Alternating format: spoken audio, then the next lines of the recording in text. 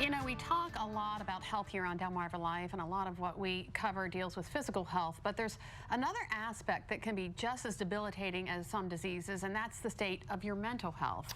You probably already know many mental health issues often come with stigmas attached to them. And sometimes they're the brunt of jokes and casual conversation, but the truth is mental health issues are no laughing matter. They're powerful enough to control a person's life, whether you're young or you're old. So let's dive into this a little bit deeper. To do that, we've brought in Dr. Neeru Jani, who's the Chief Administrator at Community Behavioral Health, and Medical Director Dr. Sushma Jani. Thank you so much for coming in today. Doctor, let me ask you, why have we attached a stigma to mental health? First, thank you for having us here. You know, Delmarva Life is all about life, and when we talk about stigma, that affects our life. Yeah. So 3 out of 4 individuals with mental illness complain they have suffered or experienced stigma. So stigma is a state of disgrace attached to a person. And that concept leads to labeling of the individual with an illness. So instead of saying Joe has a mood disorder, bipolar disorder, we say Joe has mental illness or is mentally ill. And that's stigma attached to it because it labels him and puts him into a group of individuals which we then stereotype and develop prejudice and negative attitudes that then leads to shameful attitudes, blame, and hopelessness, which then leads to avoidance of seeking help.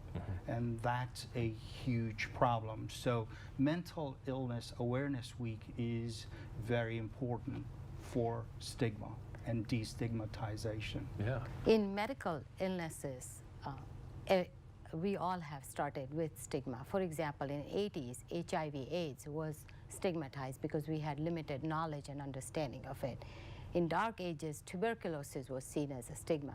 Brain is our last frontier. Medical science knows a great deal about rest of the body. However, when it comes to brain, it's still a black box, and it's a science that we are exploring and understanding.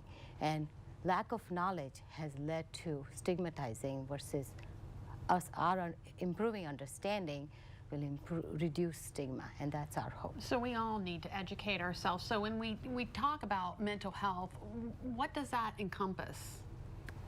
Mental health encompasses, just like a physical health, it's a function of the brain that, like attention, concentration, behavior, thinking, and emotions.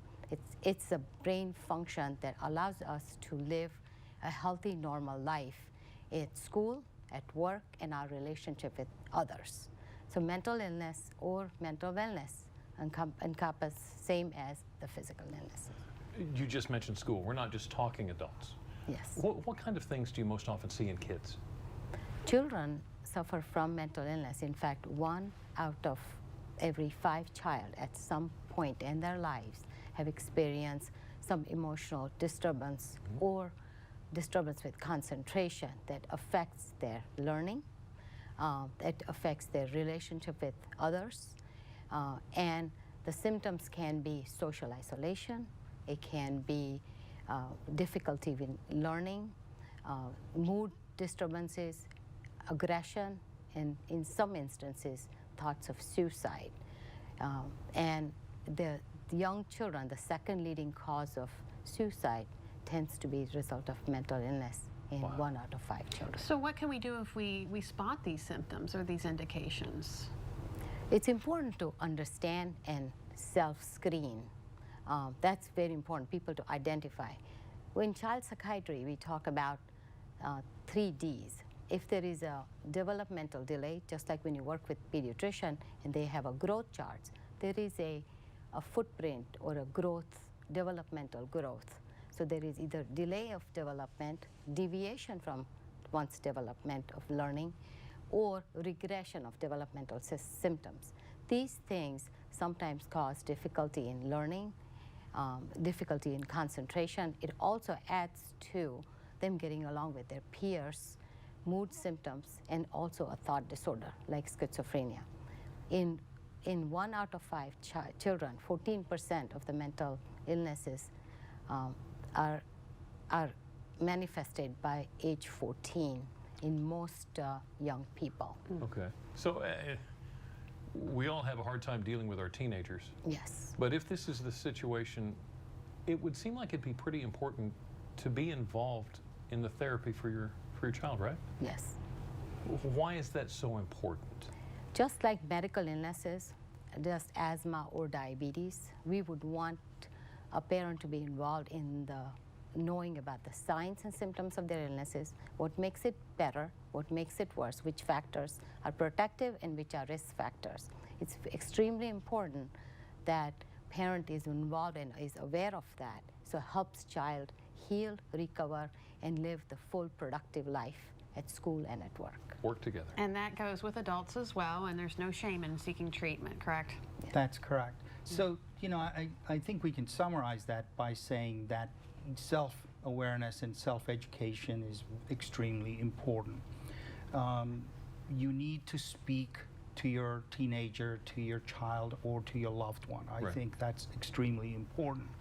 You need to be aware of their symptoms that Dr. Johnny just mentioned, and their behaviors or changes in their thinking or emotions. Extremely important.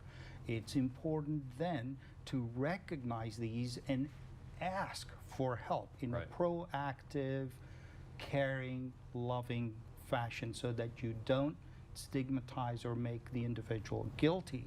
And finally, it's important to do self-monitoring, you know, because if you track your ability to function and contribute back into your social setting, in your occupational setting, and in your educational setting, you become a functional contributing member, because it is important, and I emphasize that mental illnesses are real disorders Right. that have real potential interventions and therapies that are prescribed by, you know, well-trained psychiatrists. Right. Okay. Caring and loving. Those Thank were the you 2 words I so picked up. much for Dr. sharing Johnny? with us Thank today. you so Thank you. much. Dr. Very Johnny? Thank you for having us. Thank you very much. Hang And on, if where you you are, hang on. And if you would like to read more about community behavioral health, just go to our website, delmarvalife.com.